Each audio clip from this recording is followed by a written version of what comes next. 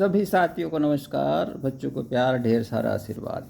आज की कड़ी में तीसरी जो वीडियो है चौधरी चरण सिंह की, जो कल को हम पुण्यतिथि मनाएंगे, उनकी पूर्व संध्या पर, पुण्यतिथि की पूर्व संध्या पर ये तीसरी जो वीडियो है ये है चौधरी चरण सिंह की जीवनी। और ये मैं जीवनी लिखी थी बहुत पहले, और ये जीवनी एक पत्रिका में छपी थी। ये देखो, ये है जीवनी, ये जीवनी।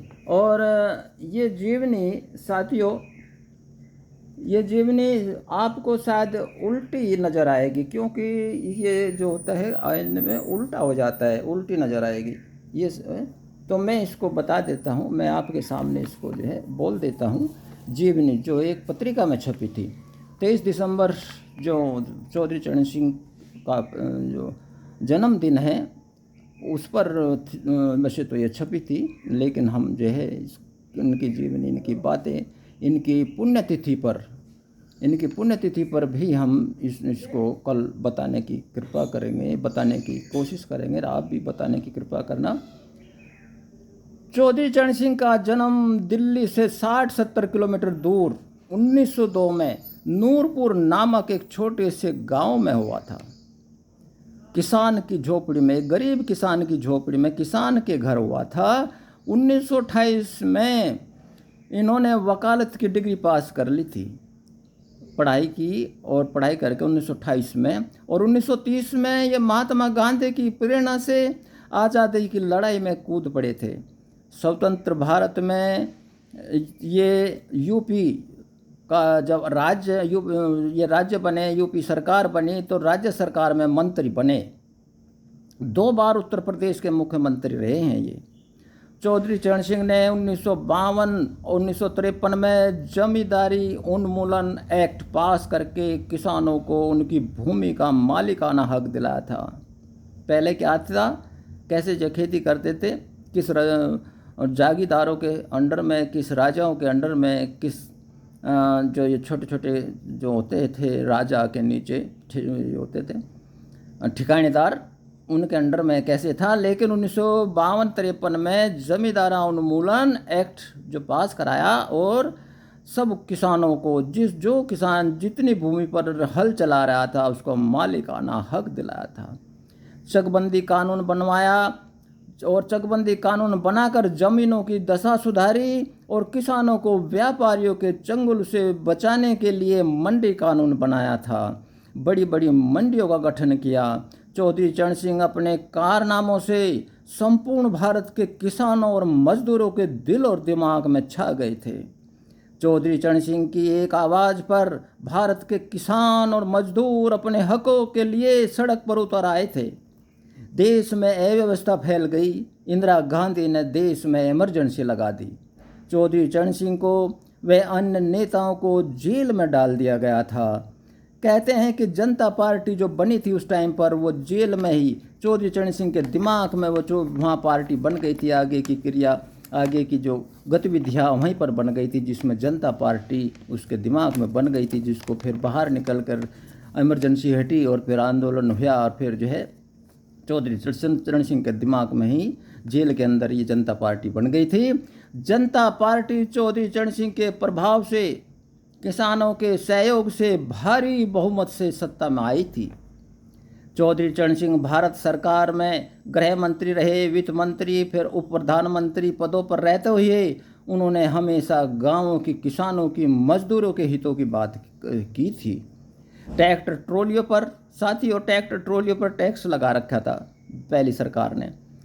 किसान को बहुत परेशानी का सामना करना पड़ता था। जो भी ट्रैक्टर जाता था सड़क पर, ट्रॉली पर, वो जो है थाने में सीधा पकड़ लिया जाता था। चौधरी चरण सिंह ने जो संसद में दलील दी थी, हंसते हुए बोला था, दलील दी थी कि साथियों, ट्रैक्टर ट्रॉली तो किसानों के खेती का औजार होता है, इसी को पकड़ लोगे आप तो खेती कैसे करेगा किसान। आप इन औजारों को, इस प्रकार के औजारों को बंद कर दोगे तो किसान खेती कैसे करेगा। इस एक ही दलील से तुरंत प्रभाव से ट्रैक्टर ट्रॉलियों से और ऐसी जो व्यवस्थाएं थी उन सब से टैक्स हटा लिया गया था, और गांवों व शहरों के बजट में भारी अंतर हुआ करता था।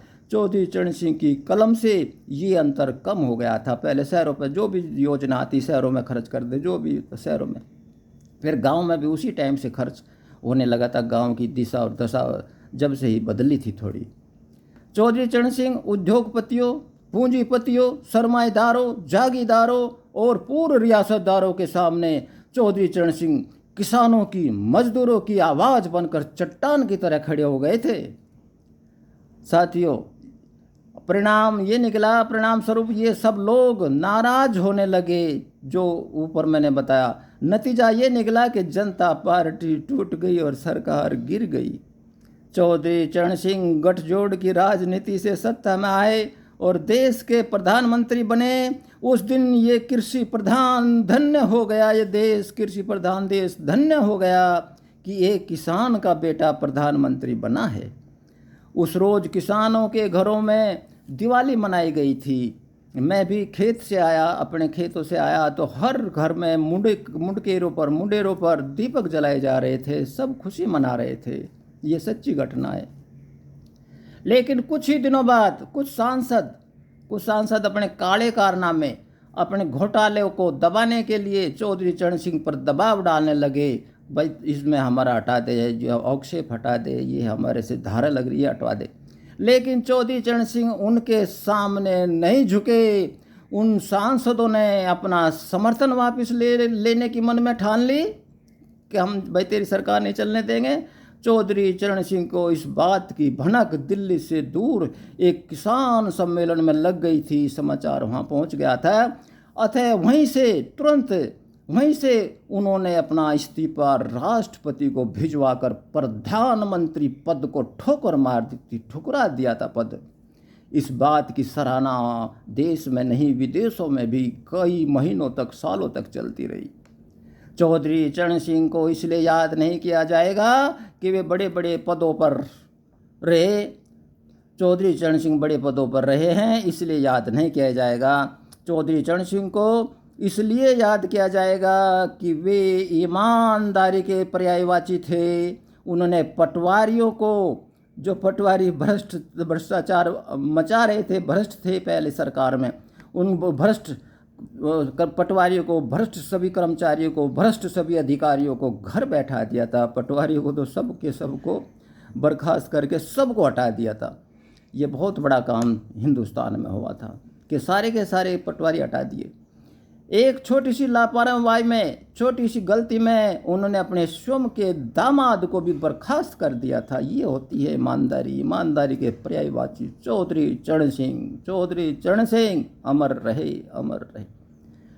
चौधरी चरण सिंह, उनको इसलिए भी याद किया जाएगा, चौधरी चरण सिंह को, कि उनकी करनी और कथनी में कोई अंतर नहीं था। जो कहते थे वही करते थे। शोषित समाज की, मजदूरों की टीस उनके अंतःकरण में थी। उनका मानना था कि भारत की खुशहाली का रास्ता खेतों और खलियानों में होकर जाता है। अंत में हम कह सकते हैं, जब तक गंगा में पवित्र गंगा जल बहेगा, इस देश में चौधरी चरण सिंह का नाम रहेगा, चौधरी चरण सिंह का नाम रहेगा। साथियों, ये लेख मेरा पत्रिका में छपा था, सुरेश पाल सिंह, 387 शांति कुंज अलवर। Thank you.